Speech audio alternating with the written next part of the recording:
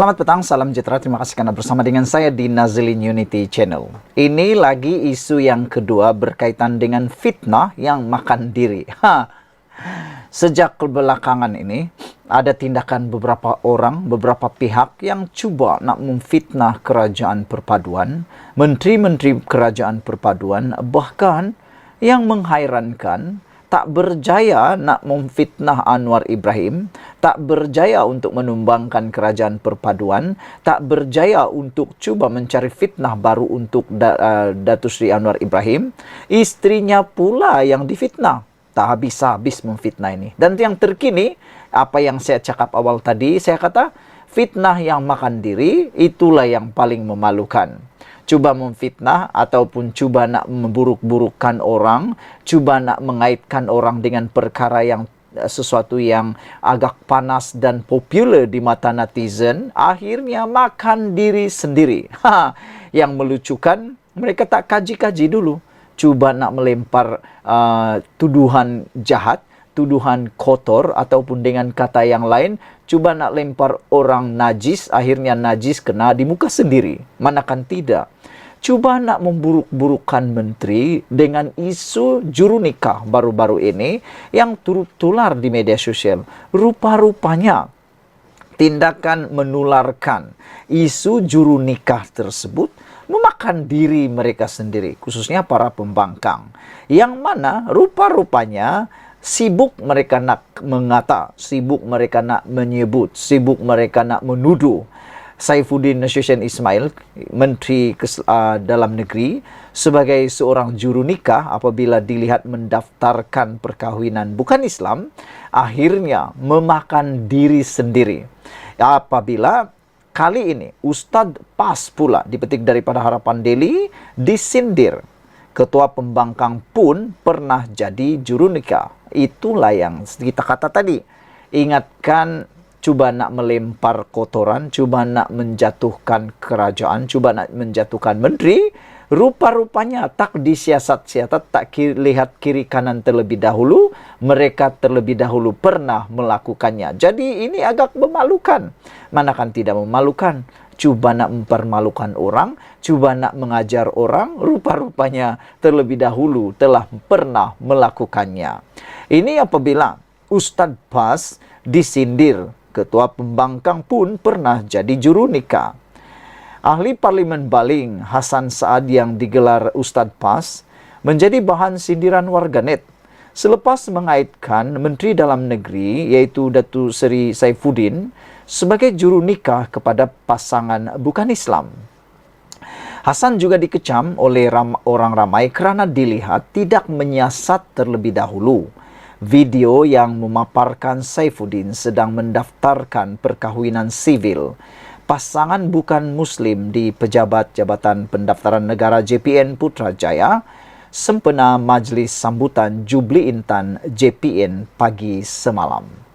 Malahan lebih mengejutkan dan memalukan, wakil rakyat berusia 66 tahun itu mungkin tidak pernah tahu atau tidak tahu atau buat-buat tak tahu atau sengaja tak nak tahu tentang perkahwinan.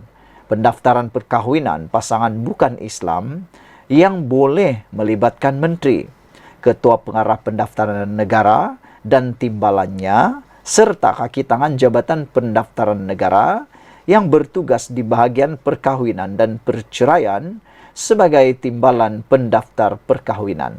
Itu mungkin yang dia tak pernah tahu, tak mahu tahu, atau tak nak belajar tahu, atau tak tahulah. Nak hantam sajalah, kan nampak saja isu tu panas dan mungkin akan disukai oleh netizen, cepat-cepatlah kongsi.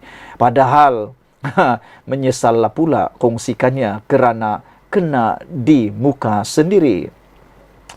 Malahan susulan keterlanjuran itu, Hasan yang dilihat cuba untuk membina naratif jahat, mengaitkan kepimpinan kerajaan perpaduan dengan isu sensitif agama, netizen bertindak pula menyekolahkan pesara guru itu. Antaranya, menyebarkan gambar dan video ketua pembangkang, Datuk Seri Hamzah Zainuddin ketika menjadi Menteri Dalam Negeri yang mendaftarkan perkahwinan sivil pasangan Shim Eng Yo dan Sherlyn Lau Ying pada majelis sambutan Hari Pendaftaran Negara pada tahun 2002 di Ibu Pejabat JPN Putrajaya. Itulah kan, tak selidik dulu, terus post saja. Akhirnya kawan mereka sendiri yaitu Hamzah Zainuddin pun pernah mendaftarkan perkahwinan sivil pasangan Shem Eng Yo. Kenapa delete posting? Soal netizen. Ustadz jenis suka memfitnah dari bertabayun. Ustadz Keni soal netizen. Dengar cerita parti Islam lantik juri kahni jadi ketua pembangkang, kata mereka lagi. Geng awak tu pula senyap je.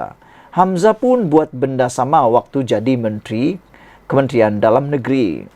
Ustadz, jangan lupa, kawan sekapal ini pun pernah jadi juru nikah, kata netizen antara cemuhan dan sindiran orang ramai kepada beliau. Terdahulu, Hasan menerusi kenyataan permohonan maaf di Facebook rasminya, menyatakan Ustadz Hasan Saad menyalahkan salah seorang pentadbir laman media sosial itu. Yang di Pertua Pas Baling itu berkata, hantaran dengan tanda soal, sejak bila Pudin jadi juru nikah untuk pasangan bukan Islam, itu bukan dia yang lakukan. Namun demikian, itulah kita kata ramai orang ni sebar dulu baru minta maaf. Sebar dulu baru minta maaf. Itulah yang sedang berlaku dan balik-balik menyalahkan orang. Bak kata pepatah, pernah dengar cerita tentang bawangau bangau? Dia bukan salah dan salah orang lain. Saya bersetuju dengan apa yang dilontarkan oleh Sabudin. Beliau kata, tindakan undang-undang perlu diambil segera. Jangan biarkan negara ini membiakkan lebih ramai pemfitnah, kata beliau. Walaupun sudah memohon maaf, kata Sabudin, namun perlu diambil tindakan supaya kalau sudah 2-3 kali didakwa dan dimasukkan dalam penjara karena perbuatan fitnah, mereka diharapkan akan bertaubat dan akhirnya berhenti. Tapi kalau diterima permohonan maaf, takut-takut nanti ianya akan jadi duluan dan tidak akan menyerikkan mereka dan ulang lagi dan ulang lagi. Jadi saudara-saudara sekalian, kita amat terkejut dan juga pada masa yang sama kita bersyukur kerana fitnah yang tersebar beberapa jam yang lepas telah pun mendapat jawapannya.